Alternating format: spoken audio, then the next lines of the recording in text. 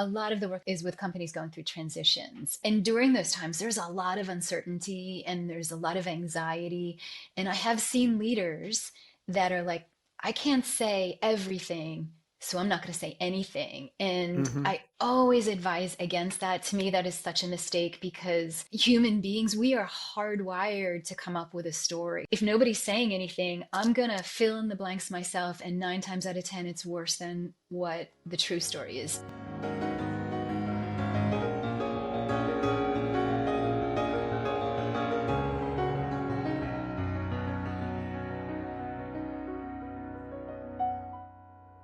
I'm personally excited to introduce this week's guest, Margaret Aitken Haggerty. Besides being a friend, she's a gifted communications professional with decades of experience in messaging, media, and public relations. What's all that mean? For decades, she's used her mastery of words, context, and humanity to shape messages for leaders leading through change and transformation, including over a decade spent as press secretary to then U.S. Senator Joe Biden. You know, when you just click with someone, I feel this way about Margaret. She's warm, funny, shockingly open, and intelligent. These days, in addition to her corporate advising work, she writes regularly on her Substack, where she explores themes of resilience, leadership, and the small moments that shape us. It's a must read, but more on that later. The theme of today's podcast is the power of words and stories to shape our lives and how leaders use words to positively or negatively move people and impact performance. She'll share how a good story connects us and the most important elements of a leadership narrative. It was a fun conversation and incredibly enlightening for me. I hope you enjoy this as much as I did.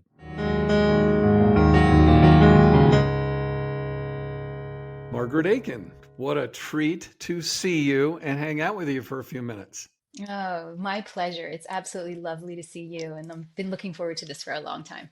Yeah, me too. Me too. My curiosity with you, besides your beautiful writing, and by the way, if you have not subscribed to Margaret's Substack, it is special. It is fantastic. It will broaden your heart. It will pull at your heartstrings and it will teach you stuff. I am so curious about kind of the power of words. When I think about Margaret, not only are you just fun to hang around and you're glib and articulate and words flow easily, but you've made a career in many ways around the power of words. And so that's my curiosity today. Words matter. And so I'd love to spend some time with you talking about your experience with all that. I've always really had this kind of, I would call it almost a biblical reverence for words. Thinking about how that kind of started for me, I don't mean to sound like a cliche, and I know that I'm not laying on a couch, and you are not my therapist. I'm the youngest of 8 kids. My Mm. parents had 8 children in 10 and a half years. So we were one right after the Wow. other. And I actually have siblings who are born in the same year, though they are not twins. So it was like stacked right on top of each other. And for Oh, I won't even me, go there.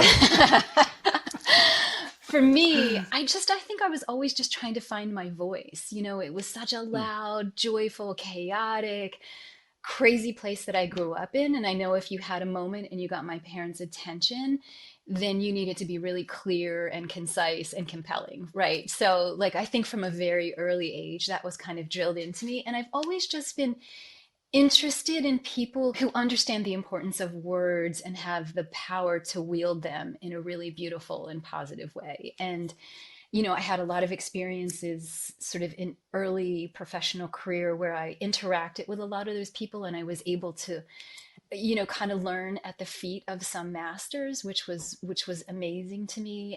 And really, I kind of fell into this space where words kind of became a huge part of my both professional and personal lives. Are there any of those masters that we might know? For 10 years, I was press secretary for Joe Biden when he was in the United States Senate. And I know a lot of people know him later in life, but, I had the Hmm. opportunity to work with him when he was chairman of the Judiciary Committee and chairman of the Foreign Relations Committee. And I've not met a person who has the ability to connect with someone as well as he does, like Mm.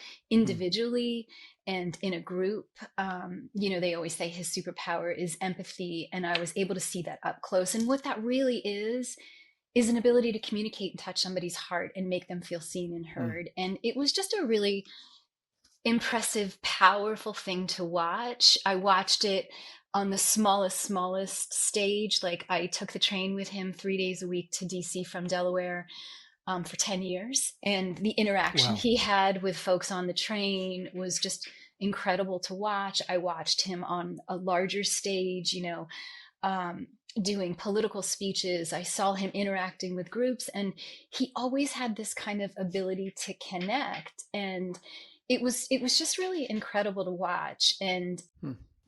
I learned so much just kind of watching him. And my first week that I worked for him, I was in my 20s, I was young, and I'm sure I was trying to impress him. And I'd written a press release for him. And I remember the first week I wrote this line I will never forget. I wrote, a cadre of concerned citizens. Like, I'm a big fan of alliteration, right? And I got it back and it was crossed out. And he wrote, group of people. So That's what I great. learned from that was that, connection isn't about fancy words. It's not about the beauty of it. It's about the emotional connection to someone. And how I translate that into what I Mm. do now is, if I write something, if somebody has to look something up that I've written, or if I make an illusion that they don't quite grasp, I feel like that's a failure, right? Like, I want to write to their heart and where they are. And I'm not trying to impress anybody. I'm just trying to be honest and authentic and true to that. So I learned so many lessons from him. Before I even worked for him, I volunteered for his campaign. So I'm a Oh, wow. Delaware Okay. girl. We're small, and grown up with Joe Biden as a huge political figure in my state, and I wanted to volunteer for his campaign. And so I did. And I show up on this Saturday, and it's this kind of crowded warehouse, and there's all of these people there, and we're getting ready to do a lit drop, which, if you know anything about campaigns, it's the worst job there is. Like, it's literally what it sounds like. You have a piece of literature, a brochure or something, and your job is to go out and take that and knock on somebody's door and talk to them about that. And if they're not there, you leave it there. And I mean, there's so many regulations about where you can put it and not in the mail slot. And there's dogs, and nobody wants you at their house. And it's terrible. And I remember walking into this room and feeling like, oh man, this is going to be a crappy Saturday. And I see this woman stand up on this chair. And it turns out to be his sister, who has run Mm. all of his campaigns, Valerie Biden Owens.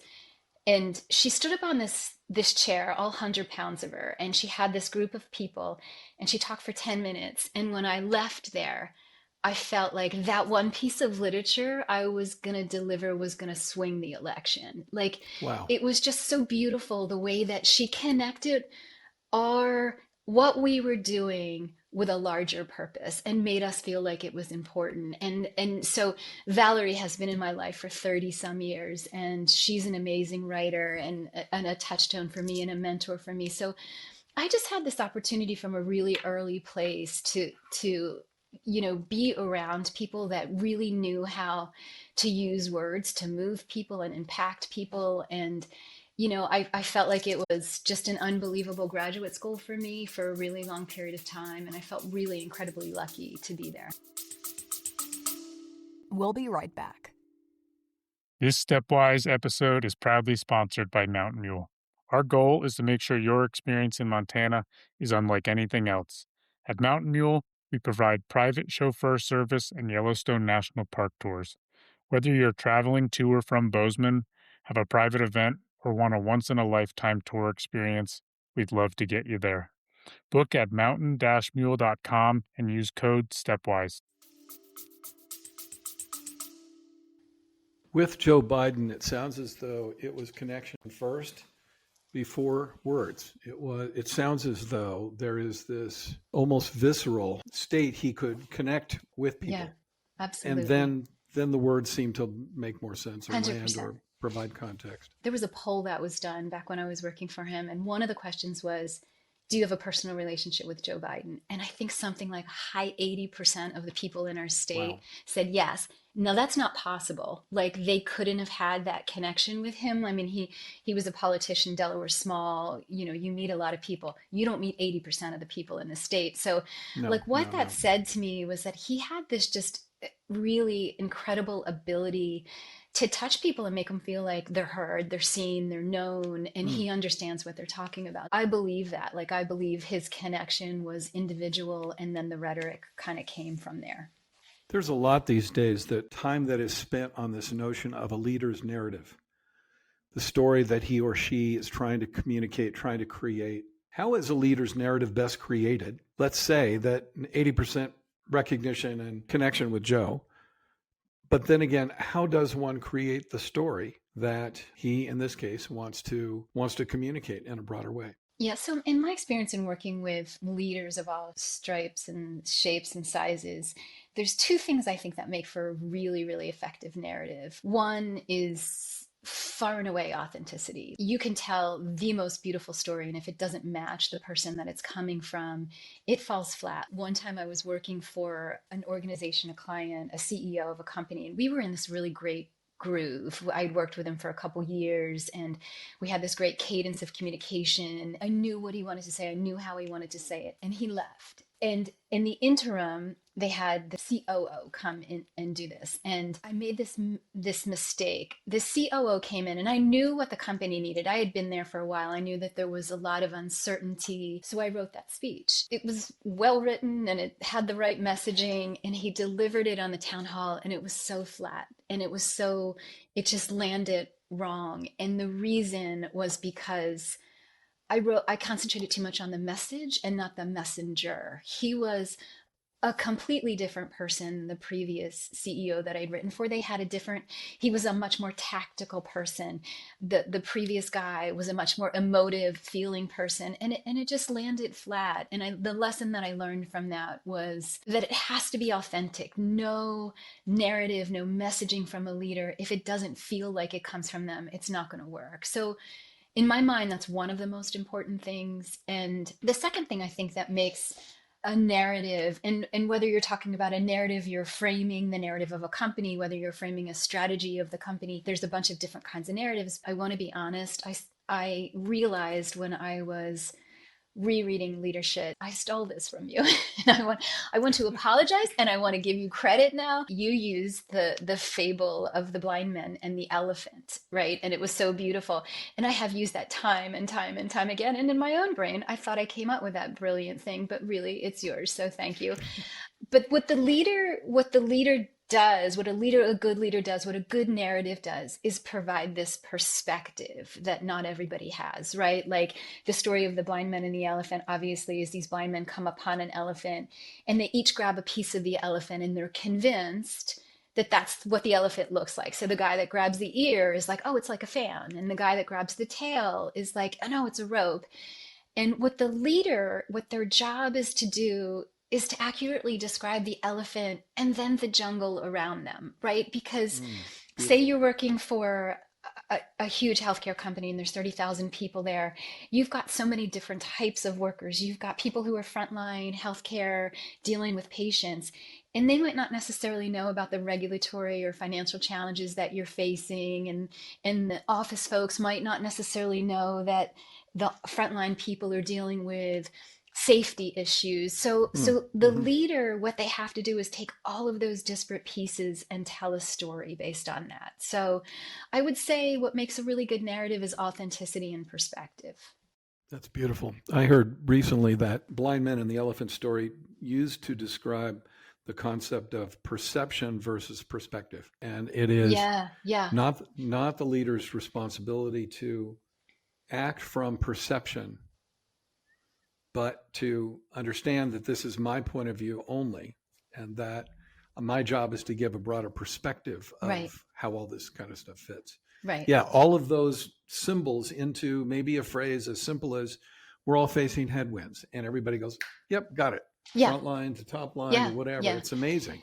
And sometimes it's not that simple. Sometimes you have to be a little bit more explicit about some things that they might not have insight into, but the leader and the leadership team, they should have all of that insight. So it's their job to create that story that people can then rally around.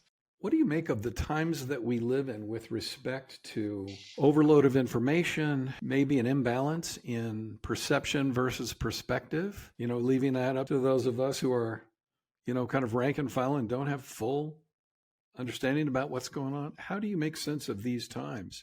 I think we live in a really paradoxical time. Like we are at one time so much more connected than we've ever been, and so much Yeah. more disconnected than we've ever been. So you and I are having a conversation. I'm assuming you're in Montana. I'm in Wilmington, Delaware, right? And we're having this conversation like Yeah. we're in the Yeah. same room, and we can plug somebody in from Bangladesh, and it's not gonna, ripple the stream much. There's like no more geographic barriers. In a lot of ways, that's great. Like a lot of the companies I work for, the CFOs in Texas and the CEOs in Chicago, and the president of the company might be in Montana. You're able to get the best talent. You're able to sell your product. There's no geographic barriers. But I think one of the things that has been lost is this human connection that we have. One of the companies I do work for, they have weekly leadership calls that I sit in on a lot of them. And then they have quarterly meetings where they actually get together. And the difference between those two is just so palatable, right? Like Yeah. Yeah. there's something that you get from being in person. The way that people interact with each other is completely different. I really think the one thing that can both set companies apart and tie them together is a good story, right? So leaders that have the ability to articulate who we are, what we do, and why it matters are like they have an advantage, right? So there's just so much richness that they can develop from there, and they can tie these kind of disparate parts together if they can do that well. One quick postscript on the notion of virtual versus in-person kind of meetings. I notice it in my coaching as well. And the difference for me is if I am virtual, I can understand what's going on and I get a feel for the conversation. When I'm in the room, I can be a lot more acute with my observation, my feedback. I feel stuff more than just the Mm-hmm. words or just what I'm Mm-hmm. seeing. You get a sense for, boy, the tension in here is pretty palpable. Yeah. Okay, so guys, what's going on? Yeah. Like Yeah. there is a level of intensity that is absolutely lost. And by the way, people like me, we're trying to convince ourselves and everybody else during the pandemic that no, we'll be fine if we just do this virtually. Yeah. Well, we're kind of not. Yeah.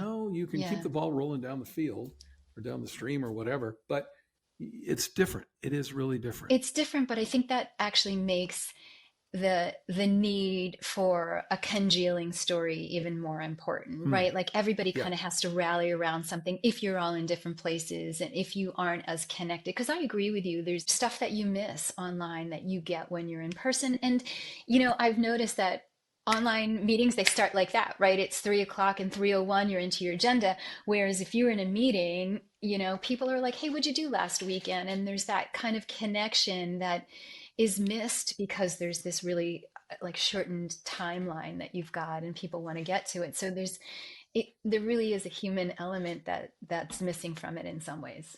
Yeah, we play to the technology a bit. Yeah, 100%. What are the kind of core communication skills that you had to learn to be able to help craft narrative and story on a national basis that would affect more people than just the immediate audience? What I learned is that there's always a connection you can make to something. And I think connecting to a company to the user, the audience, the consumer, that is such a critical thing. And I don't think a lot of companies know how to do that. I mean, I think they're really, really, really good at what they do. And because of Simon Sinek and the work that you do, they're great at why they do it too. And the part that I think they need a little help is why that matters from a practical perspective. And I'll give you an example. Well, I have a friend, she's just like a scrappy entrepreneur business person. And a couple years ago, she had this, what I thought was a really great idea. It was kind of an Uber for kids, and a little bit of a Mm. different concept. Like, you're not getting a stranger picking your kid up, but they all work for her and there's a lot of safety stuff. So she wanted me to look through her promotional material and her website and just give her some feedback on the messaging. And I know her. She's got a lot. She's a mom of, she's now 7 kids, you know, a lot of kids. And so I met her and I was looking through her stuff, and it was beautiful. I mean, it was really well done and you could tell that she had a great plan. So I just started asking questions. And a lot of the work I do is asking questions. And sometimes I ask the same question over and over and over to try to excavate something. So I was talking to this woman and I said, "Why did you start this company?" And she kind of launched into this, what the market need was. And you could clearly tell she'd gone to business school. And it was a great answer. And I'm like, "Why did you start this company?" And then she went to, "Well, I have a certain interest in this and blah, blah, blah." And about 5, "Why did you start this company's" later, she said to me, "Because I'm outnumbered and because I'm a working mom and Mm. I'm so tired of asking for favors I know I can never return. And I want my kids to be able to get where they need to go, and I want them to get there safely."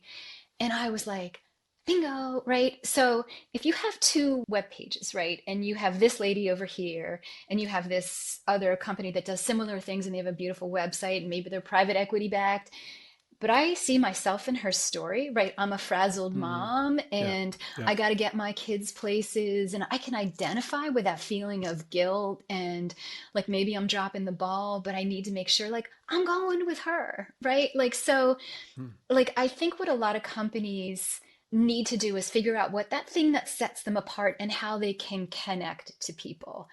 And a lot of times that's just excavating a little bit more, a little bit more, a little bit more to get down to like the most basic level where I can make a human connection to you. I love that story. And by the way, the same thing is true on a larger level. Like, I work with a lot of healthcare companies and they all talk about the patient. All of them talk about the patient. And I encourage them to like dig deeper on the patient. Like, this, what we're doing is about making sure that that dad has the opportunity to walk his daughter down the aisle, right? So it's just Wow. taking that string Wow. and tying Yeah. it out further. In foreign policy, when I worked for Joe Biden, you know, there was conflict in parts of the world people didn't couldn't identify on a map. I couldn't identify on a map, and we had to make it relevant to the guy at the grocery store down the street, right? It's about your security. It's about your grocery prices growing up. So there's always a connection, and a lot of times it's just finding out what that connection is and kind of working through that process with a leader. That's incredible. The follow-up question I've got, Margaret, you asked about the book that I'm working on right now. It's called Honoring. One of the stimuli for me wanting to do this was the multi-generational differences that leaders have to respond to. And I wonder how this relates to that story. You've got a Gen Zer along with a boomer, along with a millennial. They're all in the workforce, perhaps for different stuff.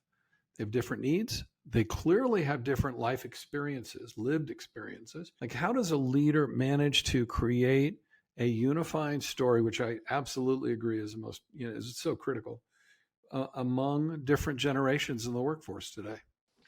Yeah, so I think there's always some commonality, right? Like, they might have a different way that they consume information. They might have a different career trajectory, but like there's certain things that everybody really cares about, right? And I think kind of tapping into the commonality of that, like, you might not have a uniform workforce, but they want to feel respected. They want to feel heard. They Mm. want to feel Yep. like the leader knows where they're going and can articulate that. They like, so there's certain things that I think are the commonality. And I think that's part of the leader's job with a really diverse workforce, like with those people that are touching different parts of the elephant.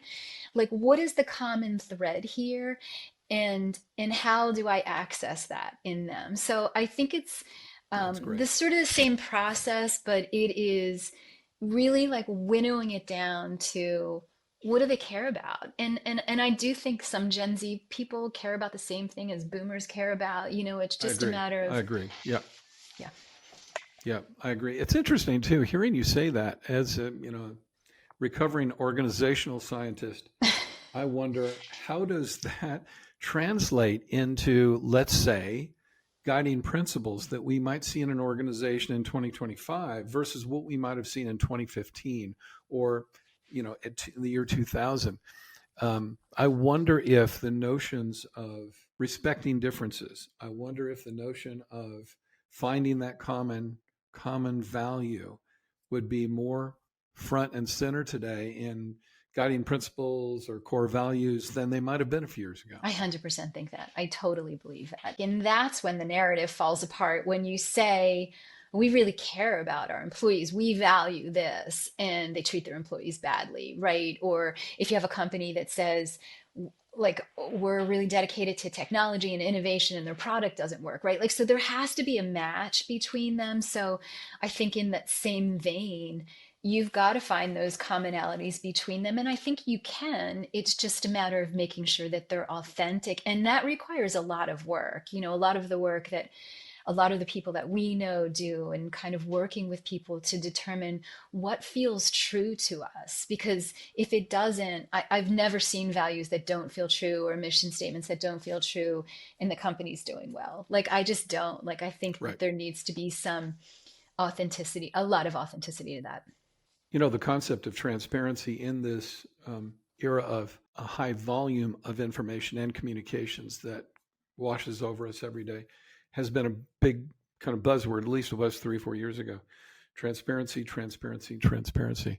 And yet we all know, given the pace of change in organizations, that leaders can't be 1,000% transparent because there's stuff that wouldn't fit the context that people operate in and would be premature to share, that kind of stuff. When you're advising a leader, what is that line about where they are transparent and where they are withholding? A lot of the work is with companies going through transitions. And during those times, there's a lot of uncertainty and there's a lot of anxiety. And I have seen leaders that are like, I can't say everything, so I'm not going to say anything. And I Mm-hmm. always advise against that. To me, that is such a mistake, because human beings, we are hardwired to come up with a story. If nobody's saying anything, I'm going to fill in the blanks myself. And 9 times out of 10, it's worse than what the true story is. So when you're in a position where you have a leader and they can't say much because maybe there's a merger happening, or maybe there's going to be a change in strategy, or maybe there's going to be a riff, or maybe there's going to be something, I always advise leaders, what they can do is talk about things that they know aren't changing. Like, I don't know where we're going to be, but I can tell you this isn't going to change about us. These are the values that we have, and they will never change. And they can also talk about who they are as a leader and what matters to them. I worked with a guy who stepped into this company that was like, they had been through such a succession of changes over the year. And then this new guy had no experience, was coming in, and like, you're almost set up to fail then, right? I remember reading in graduate school a study about productivity during times like that can go down to 1 hour a day. Like, and when you think Wow. about that, right? Like, Yeah. 1 hour a day, and the rest of the time you're trying to make sense of what's going on around you. You might be doing your resume or, whatever. So this guy was stepping into a time that was super tumultuous. And what he did was decide to step into it with a narrative that was really honest. And he's like, look, I don't know everything yet. I want to rebuild this company deliberately and slowly. And my promise to you is that I'm going to be transparent, and you're going to be involved in this. So everything was based on that narrative of, we're rebuilding. And I don't know entirely what that looks like, but I'm going to be honest with you. When I find things, I'm going to tell you stuff that's not working. I'm going to tell you mistakes that I've made. And I was like stunned that at the end of the year, they had lost less people in that year than they did the previous 3 years. Hmm. And the Wow. engagement score went up. And I feel like it was because this guy understood the value of communication. He knew how important it was, and he was committed to it. Even when he couldn't say everything, that didn't mean he couldn't say anything. It was like an example of how a leader and a narrative stepped into a really volatile situation. And because they had fidelity to this narrative that was true and authentic, it worked out really well. It sounds as though the leader did a really great job in connecting events to that through line of whatever that story was. It's so tempting. Many of the leaders that I've worked with create a new narrative for every set of events, every set of circumstances, rather than who we are, why we're here, how it impacts all of us, the difference in the world we're trying to create, and pulling that thing through. one of the best I've ever seen. And granted, it's a very missional company, is from my friend Paul Viviano at Children's Hospital Los Angeles. They're very missional, but everything he does talks about the dear children. It is about the dear children, and we are all committed to this in the service of our dear children that we serve, regardless of their ability to pay. And it always comes back to that. Very powerful. Just with a single word, you can create a feeling of comfort. You can create a feeling Mm-hmm. of unity. You can create a feeling of connection, a single word. And conversely, you can do the exact opposite. You can pull people apart. The power of words is like almost unimaginable, but they can also divide us and make us feel more alone, and they can make us feel less and less, more disenfranchised. So it's really important to use them carefully. Just look at what happened the last weekend or so. There's just been so much violence, and there's just been such stuff that is so heavy on your heart. Like, you think of Brown University, and you think of Australia, and then you think of Rob Reiner, and you think of the message that came out. And this is not a political statement. This is a communication. I'm a communication professional. I'm giving you my opinion about a missed opportunity, right? Like, so the president said what he said about Rob Reiner. Just imagine a world, right, where somebody came out and said, a leader said, I might not have agreed politically with this guy, but this is a tragedy. And this person brought a lot of love and light into this world. And this is awful. And we grieve with their families. And this is an opportunity for us to talk about addiction and mental health. Like, imagine the world imagine Yep. how you would have Yep. felt after hearing something like that. So, like, it's such a good example of just the power of words to change the trajectory of a Mm-hmm. country. In my first book, I talk about this notion that was given to me by a wonderful leader that I learned a lot from while coaching her. And she talked about a leader's communication has two responsibilities: to be a definer of reality and a purveyor of hope. And I Yeah, love that. It's a simple construct, but it yeah. is, I can say we're wallowing in the muck here and we're lost and we're in the desert and we don't have enough provisions. And purveyor of hope, I see an oasis out there. And Hmm. it's not a Hmm. BS one, but it is find something in that environment that gives you hope to take the next few steps or Hmm. to align together or whatever that is. And I think that in these times, um, so important. So And important. think about, like, historically speaking, like every single great movement or every great advancement, it might have started with an idea, but it also had a person who could articulate it well and paint a picture of what that looked like, right? Like, Martin Luther King, I have a dream, right? He didn't just say, I have a dream. He told us what that dream looked like, right? And because he Yep. did Yep. that, we had the ability to see it, and therefore we can get there. And that's what I think a really good leader does, is paint a picture of what this world, this company, this team, this family can look like, and give us a map to get there. Beautiful. Okay, Margaret, you have a new assignment. You're going into XYZ organization and you're going to advise them on their strategic narrative and the quality of their communications throughout their organization. It's a large, complex organization. How do you enter? What is it that you do? What do you pay attention to? Kind of what's your process for getting immersed enough before you can provide that kind of guidance? So a lot of times what I do is, one, I try to do as much, first of all, outside research as I possibly can before I go in. So I have an idea of some of the things that they're facing, not everything, but some of the challenges. I love to talk to a person's leadership team before I actually talk to the leader themselves. So I try to gather as much information as I can before I actually sit down with the boss. And I want to learn about that person. I want to find out, like, how did you get here? And the really receptive ones sort of understand the reason that I'm doing that is because it informs how they lead. It informs the messaging. I can make more authentic messaging when I do that.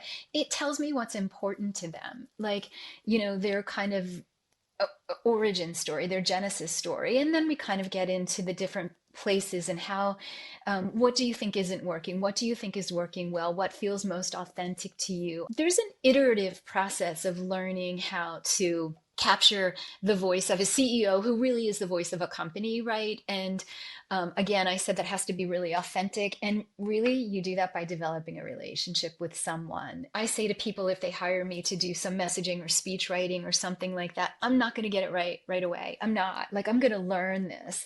And I'm going to learn by reading what you've done. I'm going to talk to your people. I'm going to go to some of the speeches that you give. When I write them, it's an iterative process. So you got to tell me, you got to be honest with me. This doesn't feel right to me. It doesn't feel authentic. And we can have a conversation about that. And hopefully the iterative process gets less and less and less. So the first time I Yeah. write a speech for somebody or I help a company come up with a narrative, there's going to be a lot of back and forth, and that's expected because I'm learning a new language in a lot of ways and learning how you communicate, but hopefully it gets less and less and less. And then eventually, we have a shorthand that we can talk about. Okay, I'm going to add this piece to it because I know that's important. And, I had a leader that I'm doing a lot of speeches for, a lot of messaging and speeches for, and I added something to her speech, and she said to me, how did you know to add that in? And I'm like, I've heard you say, that's how you greet people, or that's how, like, take good care of yourself, Hmm. So it's really important to use a lot of the language that they already use and to sort of weave that into all of it. I can write the Gettysburg Address, but if it doesn't sound like them, it's not going to be Yeah. impactful or Yeah. powerful. Can I throw you a curveball here? Yeah. Do you have access to your most recent Substack post? I would love you to read the first couple of paragraphs of that because it so moved me. This is called Gratitude and the Gutter. Occasionally, I feel like a bit of a fraud. Most days I write from the other side of the mountain, the soft landing, the lesson learned, the words neatly arranged in pretty prose. What I often leave out is the middle part, the pain that preceded the pulpit, the long hours in the dark waiting for the sweet bird to sing. And maybe that's a disservice to you, dear reader. Oscar Wilde once wrote, "We are all in the gutter, but some of us are looking at the stars." I always, eventually, look up at the stars, but not before I've examined every mud-soaked inch of the ditch I've landed in. Today I'm in the gutter, and I don't know why. We'll be right back. Most high performers don't need more ambition or vision. They need better support infrastructure and daily practices to hold it. Wholeness at Work offers leaders real tools for meaningful growth, lifelong impact, and sustained performance. Explore our holistic tools, insights, and practices for working in a way that actually feels like you. Visit ourwholenessatwork.com. That's beautiful. Thank you. Thank you for, oh my God. And there's more, dear listeners. So go read the rest of that from Margaret. That is so beautiful and so truthful and so raw. You're comfortable playing in that level of vulnerability. How do you tease a leader into the next level of candor, vulnerability, authenticity, authentic expression than he or she might not be comfortable or experienced with? There is a distinction between, these Substack writings that I have, and they, to me, are much more personal, and it's new for me, and it's a very daunting, vulnerable place to go, and that doesn't always translate well into a company. So I'm not telling people to a leader to get up and start talking about like these big Right. things, but I do understand what you're saying, and I think that there is such a value in vulnerability for a leader and for them to show parts of themselves, because again, I think it's all about connection and showing that I get you, I see you, I understand what you're going through, I'm going through it myself. So and there's a lot of leaders that are hesitant to do that. They don't like to tell personal parts of themselves, and some absolutely refuse. Like, some are like, I'm just not going to do that. I mean, I've tried to thread in with some clients some kind of personal stuff, and it doesn't work. I mean, it's not authentic to them. They're not comfortable with it. So I think it's really dependent upon the person. What is inspiring you right now? What are you reading, listening to that's just, lighting you up? So, okay, this is the six in me. I'm an Enneagram six. So the six in me was stacking my books up the other night, and I was like looking at the Okay. ones that I read, and I saw this theme, which I didn't realize I have literally probably 80% of the stuff I've read this year are memoirs. And it's not, Wow. I know it's not typical books that I reach for, but I think because I started this Substack page and I'm super, super interested in somebody that starts here and goes here, right? Mm. And that's Hmm. what memoirs are to me. Like I'm such a big fan of like Joseph Campbell and the hero's journey. And it's all about like you start in this one place and you have to move into an uncomfortable place, and there's challenges and struggles, and you come out the other side different, right? And like, so I've Yep. just read Yep. so many memoirs that Beautiful. are unbelievably beautiful and raw. And I just love that concept of starting here and going there. And is there a particular Substack author besides yourself that we should be paying attention to? I just last summer I became familiar with Andrea Gibson, who was the poet laureate of Colorado, and they were a spoken word poet. And just, I mean, like when you talk about like somebody who has the ability to like evoke emotion, she unfortunately passed away in July, and I've just been like consuming everything I can of Andrea Gibson. And there's a great Substack that her partner continues, and it's a lot of her work, so I read a lot of that stuff. When I write a Substack, I almost always, one of two things like makes me run to my computer. So it's, I have a thought that I want to challenge, something that I'm like, is that true? Does that make sense? Like, is that really, Mm. really true? Mm.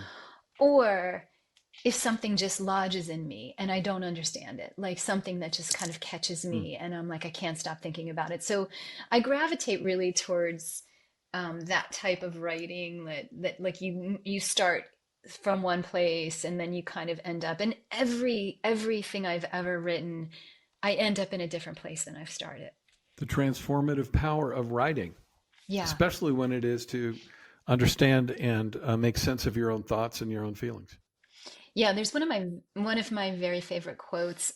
It's an Arthur Miller quote. I have it right there. It says, I write, everything I write is both confessional and a way for me to make sense of the world I live in. And that's what I do. That's what my Substack is, not what my professional piece is, but that's what my Substack is, a way to meet for me to be honest about where I am. And I think that's why it resonates with people, because I am unvarnished in it and because it helps me make sense of the world that I'm in. Thank you. Margaret, thank you. You've been so generous with your time and your ideas.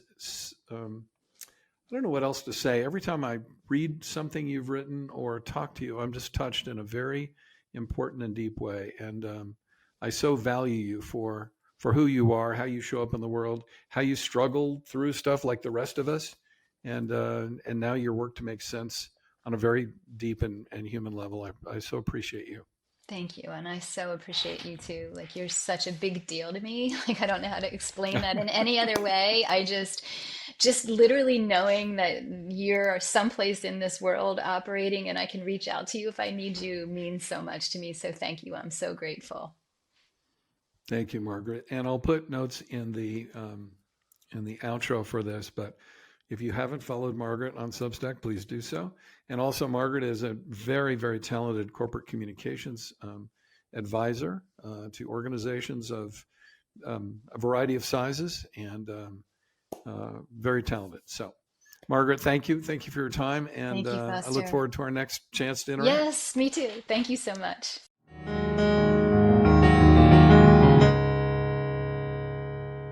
Some things Margaret said really stood out to me. She said, with a single word, you can uplift and connect, or you can incite and divide. She also advised to tap into the commonality of the things all generations care about when dealing with multi-generational issues.